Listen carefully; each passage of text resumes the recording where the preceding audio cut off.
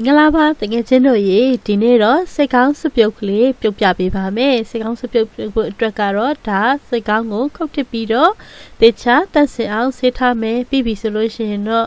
ဂျင်းရဲ့စက်သွန်ပြူရဲ့စက်သွန်အနီရဲ့လိုအပ်ပါတယ်ကဲသူတို့ကိုလည်းထောင်းထုထားပြီးပြီဆိုလို့ရှိရင်တော့အခုပထမဦးဆုံးကစီတက်ပေးဖို့လိုအပ်ပါတယ်စွပ်ပြုတ်မှာဘာဖြစ်လို့စီတက်လဲဆိုတော့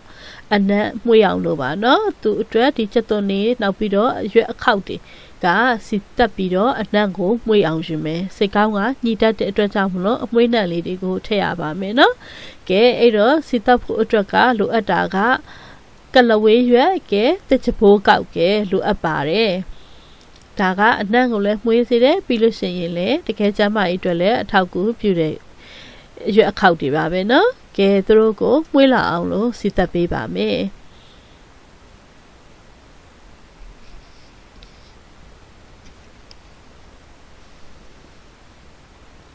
စီပူပူထဲမှာသူတို့ကိုဒီလိုလှိမ့်လိုက်နေဆိုလို့ရှိရင်ပဲအနံ့ကမှွေးလာပြီဆိုရင်အခုဂျင်းထောင်းထားတာထည့်မယ်ပြီးပြီဆိုရင်စက်သွန်ပြူထောင်းထားတာလည်းထည့်ပါမယ်ဂျင်းကိုတော့ညက်အောင်ထောင်းထားတယ်စက်သွန်ပြူကတော့ညက်အောင်ထောင်းစရာမလိုဘူးစိတ်ကောင်းကိုဒါကိုကကြလေးတရမှာဖြစ်တဲ့အတွက်ကြောင့်မလို့သူကလည်းသူလူပြီးတော့ပြဲသွားမှာပဲเนาะအဲ့တော့မညက်တညက်ကလေးထောင်းရုံပဲရတယ်စက်သွန်အနီဆိုရင်လည်းအတုံးကြီးပဲလှီးတယ်ဆိုလို့ရှိရင်လည်းရပါတယ်မထူမပါလေးလှီးတယ်ဆိုရင်လည်းရပါတယ်เนาะဘာလို့သူကကြေသွားမယ်ပြီးပြီဆိုရင်စနွေးလည်းထည့်ဖို့လိုတယ်ကျမကအနီရောင်ချက်တာမျိုးမဟုတ်ဘဲနဲ့အဝါရောင်လေးပဲချက်ပါမယ်เนาะကဲစနေနေ့လည်းစီတက်ပြီးပြီဆိုလို့ရှိရင်အနက်နေမွေးလာပြီဆိုရင်ဒါချက်သွန်အနီခက်ကြက်ကြက်လေးလှီးထားတာကိုထည့်လိုက်ပါမယ်ပြီးဆိုရင်သူတို့ကိုမွေးလာအောင်အထိစီတက်ပေးပါမယ်ရှင်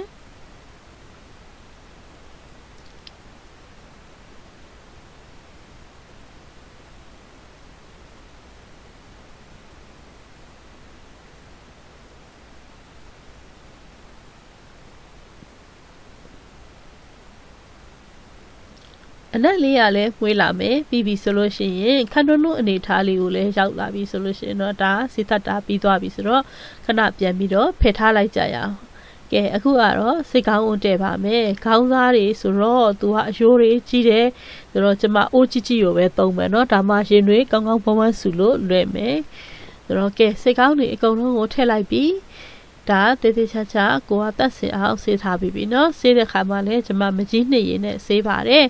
ဒါဆိုလို့ရှိရင်ဒီလိုမျိုးဖွေးပြီးတော့တတ်သွားမယ်เนาะပြီးပြီဆိုရင်ဒီမှာစီတက်ထားတာတွေကိုထည့်လိုက်မယ်ကဲခေါင်းသားလည်းထည့်ပြီးပြီစီတက်တာလည်းထည့်ပြီးပြီ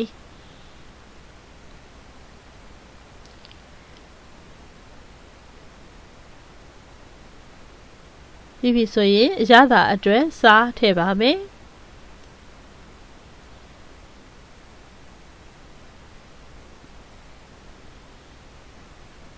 ပြီးပြီဆိုရင်ငပြားရည်ထည့်ပါမယ်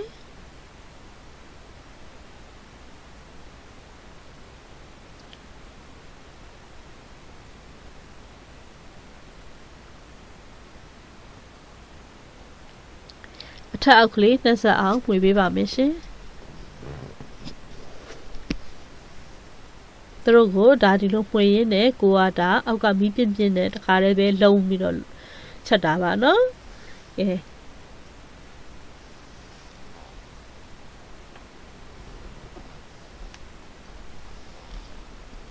ပြီးပြီဆိုလို့ရှိရင်တော့ရေထည့်လိုက်ပါမယ်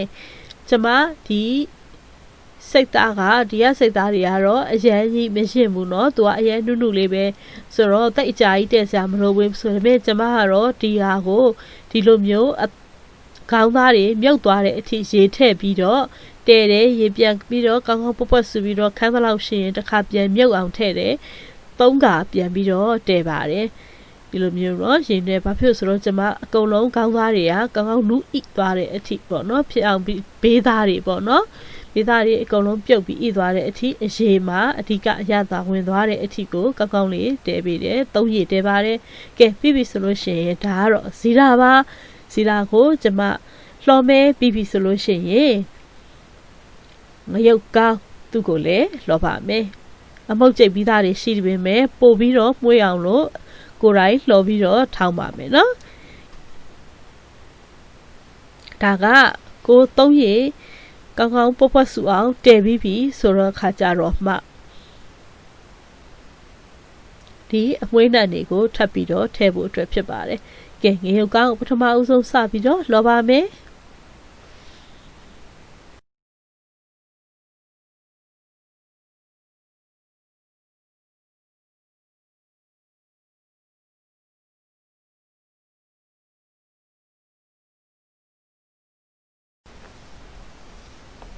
ရုပ်ကောင်းမွေးလာပြီဆိုလို့ရှိရင်တော့စီတာထည့်ပေးပါမယ်စီတာကိုလည်းမွေးသွားအောင်အထီကိုလော်ပေးပါမယ်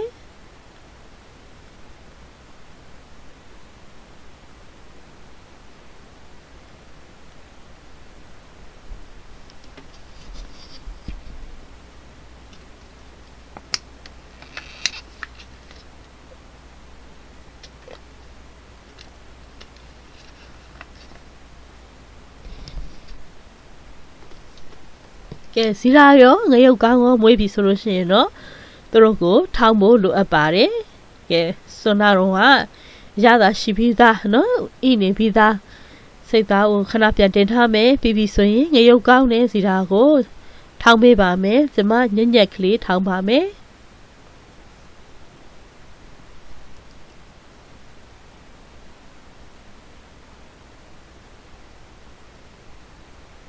ကဲဒီမှာကတော့အနံ့ကတော့အရန်ကိုမွေးနေပြီဆိုပြီးတော့ပြီးရင်ဒီမှာကလည်းကောင်းကောင်းရက်သွားပြီဆိုရင်တော့ဒီဆွမ်းနာဆုအိုးကိုရတာလိုအပ်တာလေးတွေပြင်လိုက်ကြရအောင်ကိုမြည်ပြီးတော့အပေါ့အငယ်လိုအပ်တာကတော့ကိုအတွက်စိတ်တိုင်းကြပုံစံနဲ့ပြင်ပါမယ်ကဲဒီမှာအတွက်ကတော့ပေါ့နေသေးတယ်ဆိုတော့ငပြားရည်ရဲ့နောက်ပြီးလို့ရှိရင်စားရည်ထည့်ပါမယ်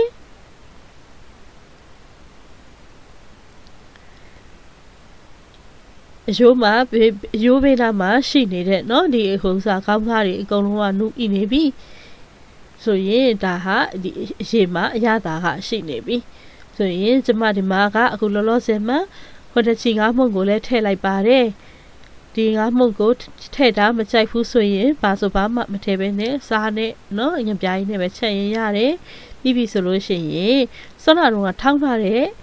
ငရုတ်ကောင်းရဲ့စီလာရဲကိုအုပ်ပေးလိုက်ပါမယ်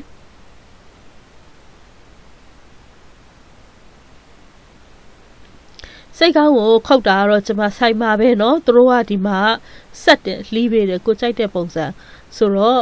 ဆိုင်မှာပဲတခါတည်းပဲတန့်စင်အောင်လုပ်ခိုင်းခဲ့တယ်ပြီးပြီဆိုရင်အိမ်မှာရေးဆေးတဲ့အခါကျရင်ကျွန်မမကြီးနှစ်ရေးလေးနဲ့ကောက်ကောက်နေပြီးတော့ဆေးတယ်ဆိုတော့မှအရန်ကိုတန့်စင်သွားပြီးမွေးလဲအဲ့ဘက်ကနန်နဲ့အနံ့လည်းမရှိတော့ဘူးအဲ့ဒီအပြင်အခုလိုချက်တဲ့အခါကျလို့ရှိရင်ဒါတင်ချဖို့ကောက်ထဲမယ်ပြီးလို့ရှိရင်